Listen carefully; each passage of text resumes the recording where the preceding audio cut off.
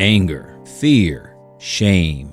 We treat them like villains. We try to suppress them, numb them, and pretend we're okay. But what if the emotions you've been running from are actually your most powerful weapons? Right before the final battle, Tanjiro breaks down in silence. Not in weakness, but in awakening. His tears don't make him soft. They sharpen him. This isn't just about Demon Slayer. It's about the secret hidden in every emotionally intense anime scene you love, and why real strength doesn't come from suppressing emotions, it comes from transmuting them. Ever feel like your emotions are too loud to control? Good. That means you've got fuel most people never learn to use. Let's be honest. Some days it feels like your own mind's working against you. You wake up overwhelmed, overthinking everything, from group chats to things you said 3 days ago. You try to be calm, but your chest feels like it's on fire. And we've been told that's bad, that emotion makes us irrational, unstable, broken. But what if it makes us dangerous in the right way?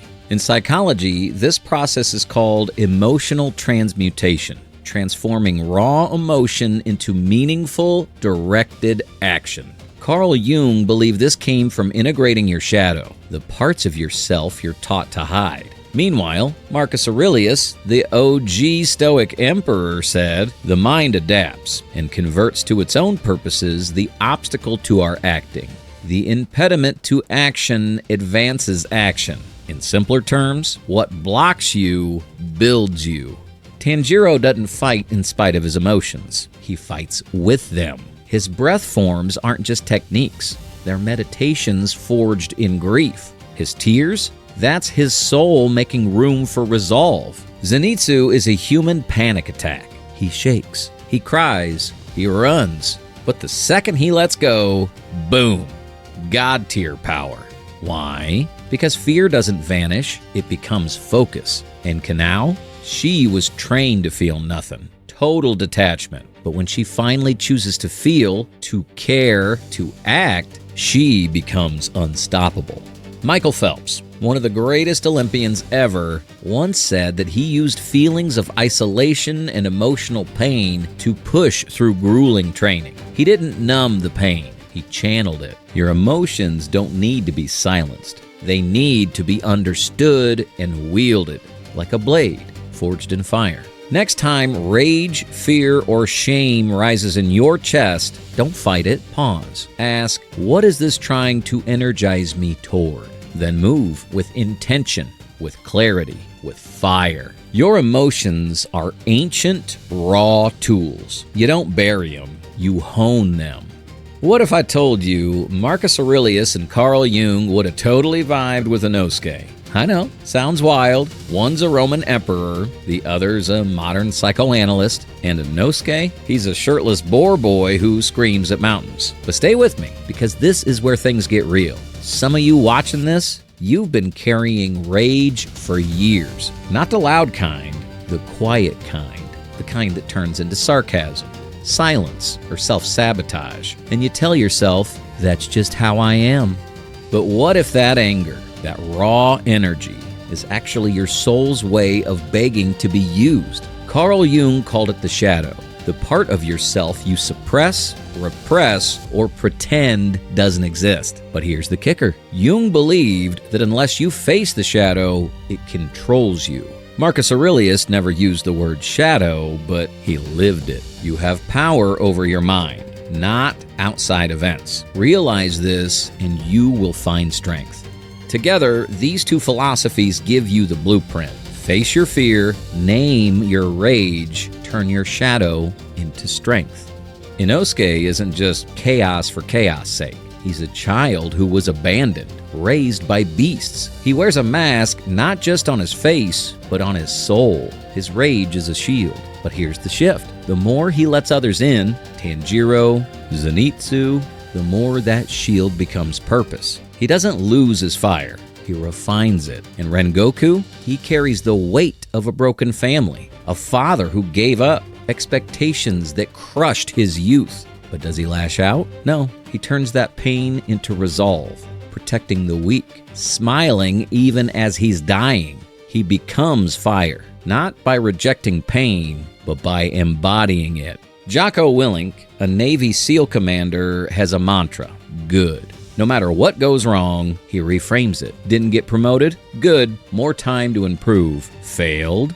Good. Now you learn. It's not delusion, it's redirection. Rage becomes action. Fear becomes awareness. Your anger, it's not random. It's the part of you that refuses to be ignored. Your sadness, it's the wound that proves you still care. You're not too emotional. You're too powerful to stay numb. The fire you fear is the same fire that forges your weapon. This week, take 5 minutes. Write down the emotion that scares you the most. Jealousy, rage, grief, whatever it is. Then ask yourself, what is the deeper need under this fire? What action is it trying to create? That's your signal. That's your shadow. You've probably heard this advice before. Don't let your emotions control you. But here's the truth no one tells you. You're not supposed to suppress your emotions. You're supposed to master them. There's a massive difference between control and repression. And knowing that, that's the difference between being overwhelmed and being undefeatable. You've been there, heart pounding, fists clenched, voice shaking. You try to stay calm, but your body's already in full fight or flight mode. So you do what we're all taught to do. Bottle it up, hold it in, distract yourself, and it works until it doesn't. The stress leaks out in weird ways. Snapping at your friend, ghosting your group project, scrolling endlessly, avoiding the noise inside. That's not strength, that's slow motion collapse. Epictetus said, "Men are disturbed not by things, but by the view they take of them." The Stoics weren't emotionless robots. They just understood. Emotions are information, not instructions. You can feel deeply and still act with virtue. You don't have to be numb to be powerful. You just have to choose what to do with what you feel. Giyu, the silent water Hashira, he acts cold, detached, but we learn the truth. He carries deep grief for his lost friend Sabido. The grief isn't weakness. It's the stillness behind every cut of his blade. In grief therapy, there's a concept called post-traumatic growth. It's not just healing after loss. It's becoming stronger because of it. The American Psychological Association found that emotion-focused coping, naming what you feel, then acting from values, reduces burnout and increases performance under stress. You grow stronger, not by feeling less, but by learning to carry more. To feel every ounce of sadness, anger, fear, and still take the next step. Here's your move. Create an emotion ritual. After a setback, failure, argument, rejection, set a 5-minute timer. Feel it fully. Cry, scream, journal, whatever you need. Then breathe. Name what matters. Take one aligned action. You don't need to fight your emotions. Just fight with them. Everyone wants to be powerful in the big moments, but real strength, it's built in the boring ones. The true battle isn't when the demon shows up. It's when no one's watching. No music swelling, no applause, just you and your choices. You want to change, to be more focused, more disciplined, more you, but the motivation fades. You meditate one day, eat clean for 2, then life hits, and the spiral returns. Why? Because we expect change to feel epic, but it doesn't. It feels like dragging yourself out of bed at 6 a.m., choosing a better thought when every cell in your body says snooze. The Stoics had a word, prohairesis, your inner moral will. The part of you that chooses not based on mood, but on mission. Epictetus said, "Keep before your eyes the things you want to do and the kind of person you want to be." Even when your emotions are chaotic, you can still act from clarity.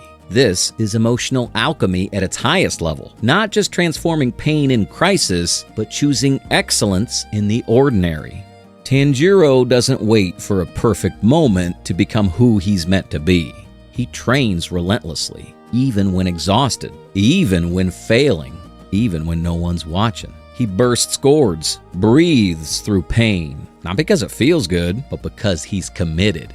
Kanao, on the other hand, she starts off unable to make a single decision. She flips a coin because she was taught not to feel. But after watching Tanjiro fight with heart, fail with purpose, and stand back up, she flips that coin. And this time, she doesn't wait on fate. She chooses from the heart. It's not a flashy scene, but it's a turning point. In a 1997 study, psychologist James Pennebaker found that people who journal their emotions daily increase emotional intelligence and resilience. A 2010 study by Kostin and Rottenberg showed that people who stick to values-based actions, even when emotions are high, build stronger long-term mental health.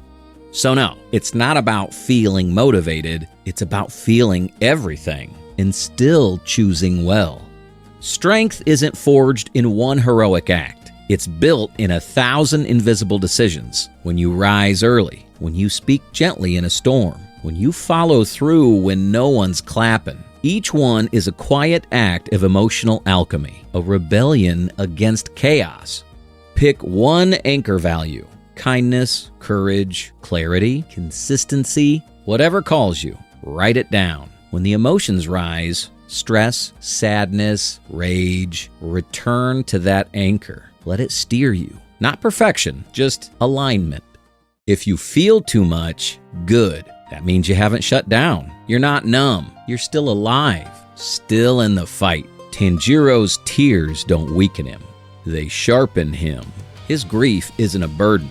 It's a blade. He doesn't rise in spite of the pain. He rises through it. And you're the same. That rage, fear, and shame, it's not weakness, it's fuel. Each one is a signal. Each one is a sword, if you're willing to wield it. Anger means something isn't right. Fear means something matters. Grief means something was worth loving. Shame means you know you can be better. They knew it, now you do. So when the emotion hits, rage, fear, grief, don't run. Use it, turn it, shape it, swing it. Because the goal isn't to feel less, it's to feel fully and fight anyway. Don't suppress it, don't numb it, don't bury it, transmute it. Because when you wield your emotions like a blade, you don't just survive, you cut through fate itself.